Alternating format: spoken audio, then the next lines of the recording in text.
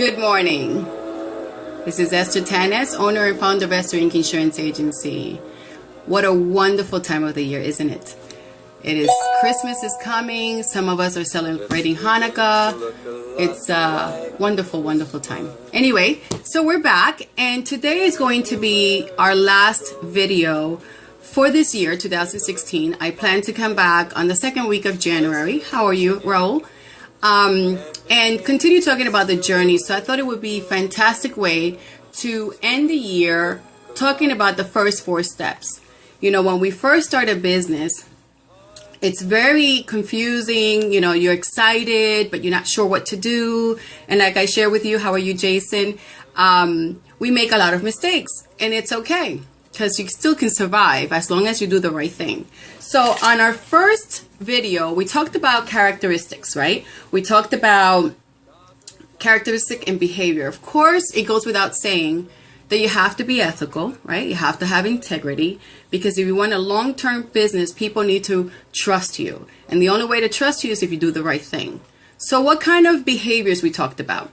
We talked about, of course, being passionate. And the reason I keep mentioning passion is because you need the energy to keep going. You're not going to make money right away. Very few businesses make money right away. So you want to have that drive and excited. How are you, Lance? So you want to make sure that you have this excitement for it, and you're really passionate about what you're doing.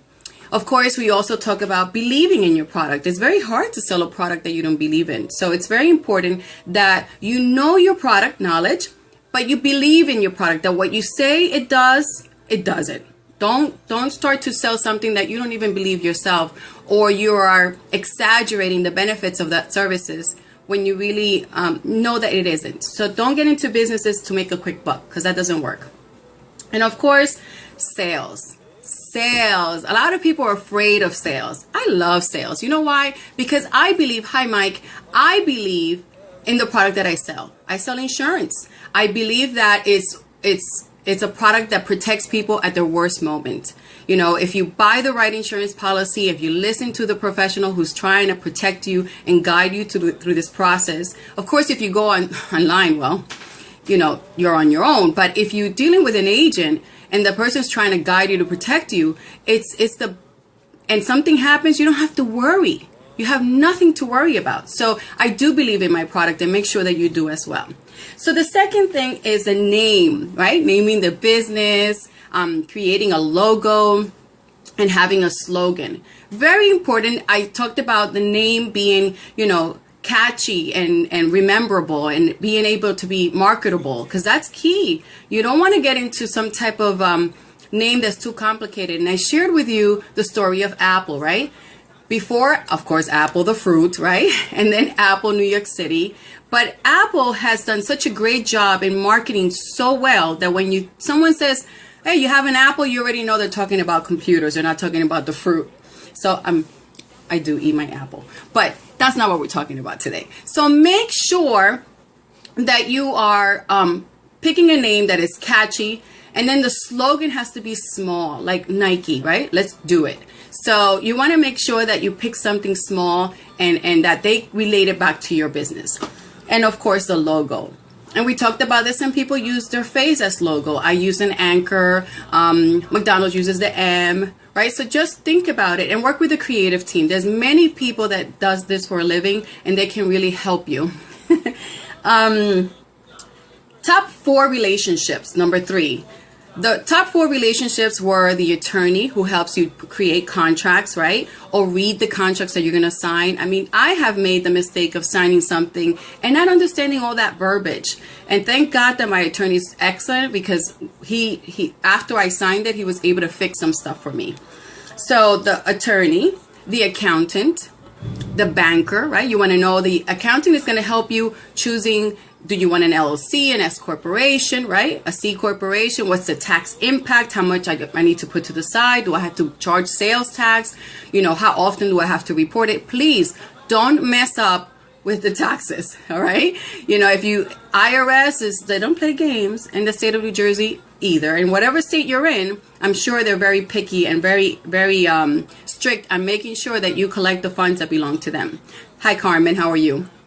So you want to talk to the attorney. If they're giving you bad advice or looking for ways to cut corners, run. Don't do business with them, because you're looking to start a business for long term. It's a lifetime. It is not a couple of months, right? So you want to make sure that you definitely are picking a good partner. So the attorney, the accountant, and then the banker. What type of loan am I going to get? What type of accounts do I need? How much are the fees? Do I have enough to keep in that account? You know, some accounts require a certain amount of money in that account. So you want to make sure that you're choosing the right banker that can guide you. Maybe you need credit cards, whatever. So you need to make sure that that banker is on your side. The other thing is, of course, insurance agent.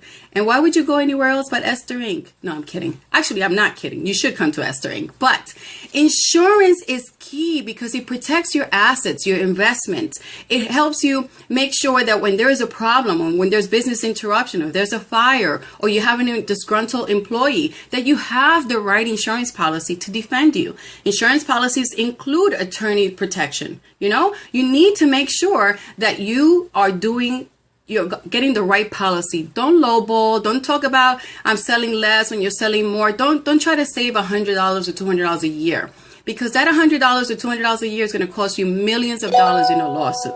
So be careful. Okay. The fourth step that we talked about is understanding your target audience. And we did that last week, right? Analyzing who is going to be your customer. You know, maybe you're into the beauty product, right? I love facials and massages, right?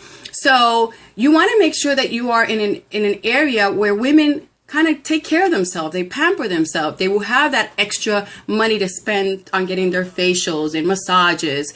Or maybe you're into, I don't know, I have a friend that has a place that she sells all these outfits, you know, very funky outfits and tight pants and all that good stuff. So you want to make sure that that you are in an area where those women will wear that type of outfit, right? Or restaurant, you know, what type of restaurant, what's going to be the ambience, what it's going to look like, and is the audience there for that? Are they going to spend the money going to your restaurant, or is this a community that don't go out much? They kind of cook at home, you know? Or if you're going to do a club. If you do a club in Princeton, you're going to find that most people are home by 9 o'clock. I know. And restaurants are closed by 10.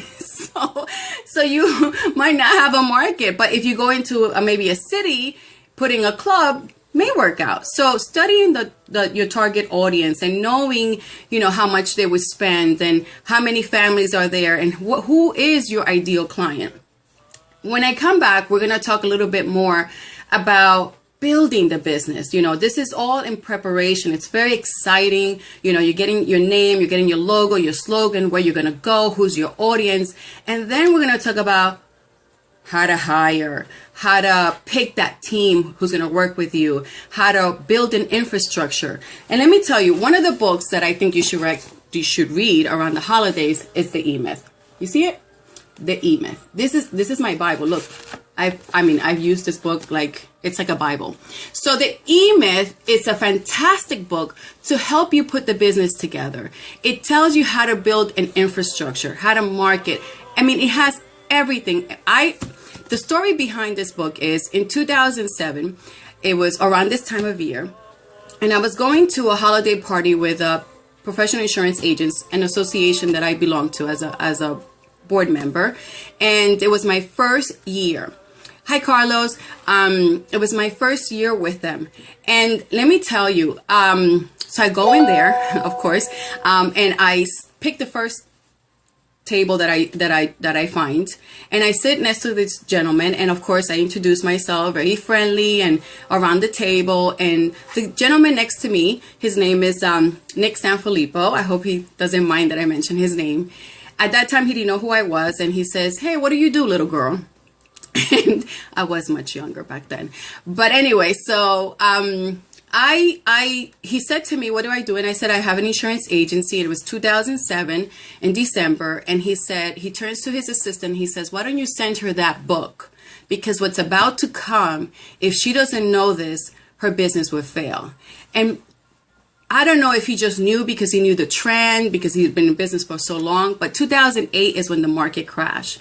And he sent me this book in December 24th of 2007. Hi, Al. So when I got that book, I took it, and I was going on vacation. Every year we went to our summer home in Florida, and we drove that year. And I took this book with a notepad, and I read this entire book through the holidays. And when I came back, I rebuilt, well, actually build it the right way, an infrastructure for my business. That today, it helped me survive through the market. It helped me monitor our business, and we'll get into all those details, what it is to really build the business. The first conversations that we've been talking about is prepping yourself, but now we're going to get into really what it is to build the business, that the business eventually runs on its own, so that you're not in the business, but running the business.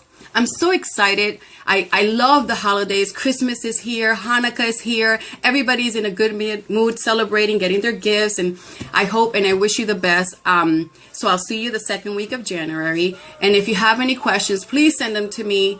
I did get a question about profitability. And we're going to talk about that when we come back, because it's a little complicated. It's not just making money. Some people confuse making money, but you have to pay off those bills. And then that's the profit. But we'll go into those details later on. I'm so excited. And please, don't forget the book, The E-Myth. It's a fantastic book.